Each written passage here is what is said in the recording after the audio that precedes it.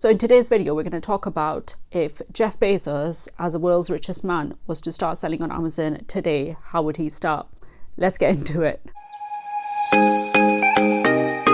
Hey guys, welcome to my channel. This is Farah. We talk about building a business on Amazon on this channel, especially a private label business. So if you're interested in that, then please do subscribe.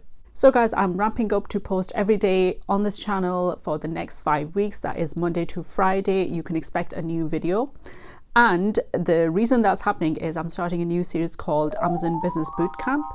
And this is going to be packed full of value. So make sure you guys do subscribe to this channel so you don't miss out when I post the new videos.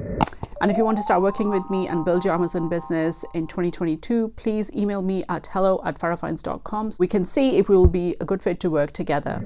So today's topic is quite fun, and I've been thinking about making this video that if Jeff Bezos was to start selling on Amazon today in 2022, how would he start?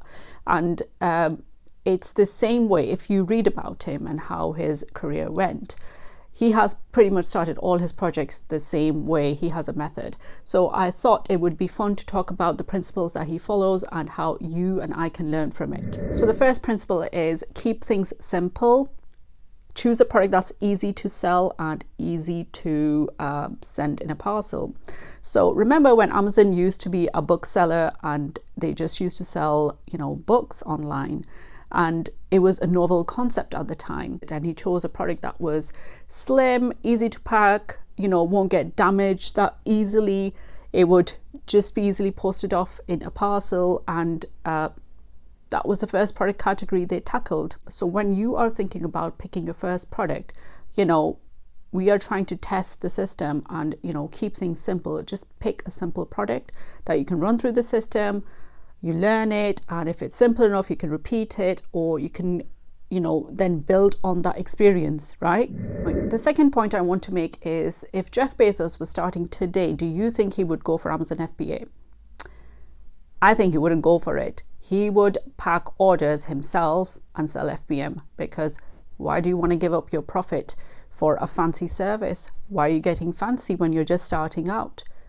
Have you ever thought that way when you're thinking about starting an Amazon business? That's food for thought. When Amazon started from a garage in Seattle, they packed orders on their garage floor. And Mackenzie, which was Amazon founder's ex-wife, she used to drop the post off to the local post office.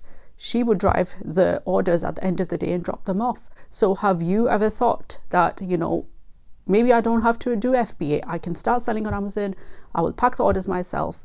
Another inspiration you can take from and think differently is all the TikTok business owners, especially the small business tag, if you go there, all the girls and guys, they're packing the orders themselves, and they have ASMR videos, and they are showing how they pack orders, and they look like they're enjoying themselves.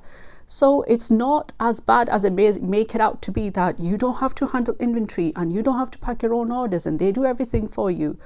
Depending on the product, if it's a small and light product, it might be better to do FBA, but don't be scared of rolling up your sleeves and doing the work. Like, you need to look at the options. If there is a particular product that you want to sell on Amazon and it's not very viable for FBA, think about it. Can I do FBM? Why not? The next point is about investment and how to start this business, where to find money from. If you think about it, how Amazon started with funds that was his own, Jeff Bezos and Mackenzie's own savings, and that's how they started. And when they needed more money, Jeff Bezos' parents invested in him, and it's a famous story that was in the books and stuff, that he famously said to his parents that I'm not sure how this is going to work out, but if it doesn't work out, I still want to come home for Christmas. What you and I need to learn from this is, we need to release this expectation of profits and, really just not chase the money, because you are in a products business. You have to start from somewhere and then develop the concept of your product. You might just start off selling a product that you have just simply sourced from Alibaba and selling it, but from the experience you can learn more and differentiate and develop a better product and build on the feedback. If you're just chasing the money, it doesn't come to you that easily. But when you follow the process and you're delivering a good product and you care about the customer and you care about, okay, when the customer opens this product and they use it, is it going to serve the purpose they bought it for? Is it just going to break? Is it very poor quality? If you focus on developing a good product, the money will follow. Okay, the money will follow. As the way of Amazon is, they chase market share. You build your revenue, right? You try to sell the product and then you try to bring the cost of, selling that product low. So you create the revenue and then your job is to lower the expenses of selling that product. And between this exercise, you will find your profits. The better you scale, the better you can source, your expenses would start falling down, and obviously that would improve your profitability. So straight off the bat, don't chase profits, chase a good product. Chase a good product. The next point is frugality. Be frugal with your resources. Okay, if you can do something yourself, do it yourself. If you if you signed up to apps and you're no longer using them, unsubscribe. If you are hired somebody and the revenue is not there, you might have to lower your expenses there. So as I said in the previous point too, you create revenue and it gives you feedback that, okay, this product is selling, and then some of that feedback won't be that great, and then you could improve the next batch of that product. Your point is to keep generating the revenue, but keep your costs low, keep driving the costs low. And it's not always like, you have to cheapen the product or, kill the product cost, or just keep reducing that, because, that creates other problems, right? And especially in fashion, like cheap fashion is sort of a problem. Think about improving your product. Think about, how you can be frugal with your resources. Do you have to do that bulk order? If you don't have to do it, find an alternative source. Did you hire assistants or VAs to run your ads, or do you sign up to apps?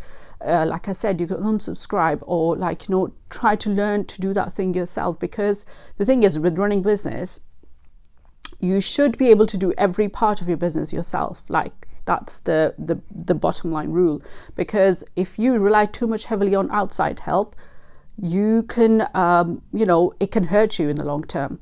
So build that habit that I'm going to be frugal and I'm going to try to do these things myself, and I will seek help where I need, but I should be able to know how these things work, and be frugal with your resources, your time, your money, and how you invest your money, how you source product.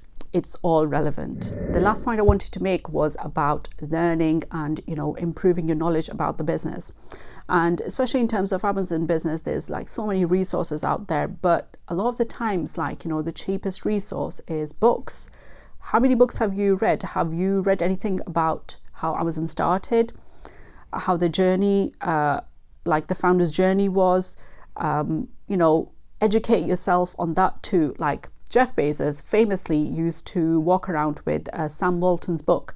And as you know, Sam Walton was the founder of Walmart, the world's biggest, retail store. So the cheapest knowledge is available in those books. So buy one and read about it. So that's what Jeff Bezos would do. He would learn about how to start this business. He would gather knowledge. He famously told that he attended, when they were starting out in Seattle, they attended a book selling seminar, one-day workshop, how to sell books, and Jeff Bezos attended it, right? He learned how to do the business of books in one day. So gather that knowledge, get it from wherever you can get it from, whatever you can afford, and then implement that, what you learn about the product into your business. The next thing that goes hand in hand is, study your competitors, right? Jeff Bezos used to have coffee in Barnes & Noble, which was Amazon's biggest competitor when they were starting out, selling books online. Think about it. Study your competitor. What are their best sellers? What are they doing? How are they developing their products? Who are their suppliers? And, this is the way of the business. You've got to learn a bit more about it, and, how the supply chain is working for your competitor, and what can you like how can you get your foot in? So it's business intelligence. Okay, any product you choose, study on Amazon, like who are the biggest competitors, and learn from that, and you know, see like what kind of differentiation you would have to do to, you know, really stand out from the crowd. So in conclusion, if Jeff Bezos was starting today, he would start frugal. He would probably not do Amazon FBA because he would say it's blooming expensive. Why am I paying these all extra dollars when I can sell and post this product myself? He would, you know, invest frugally as well, and he would gather as much knowledge as he can, and he would try to do things differently, not just copy and paste what his competitors are doing. But he would study them, he would find out what they're doing and try to bring a different offer to the market. And this is what's going to help you, you know, get your business off the ground in 2022. I hope this video was helpful, and I hope to see you in my email. Email me at hello@farahfinance.com, and I will see you next time. Bye.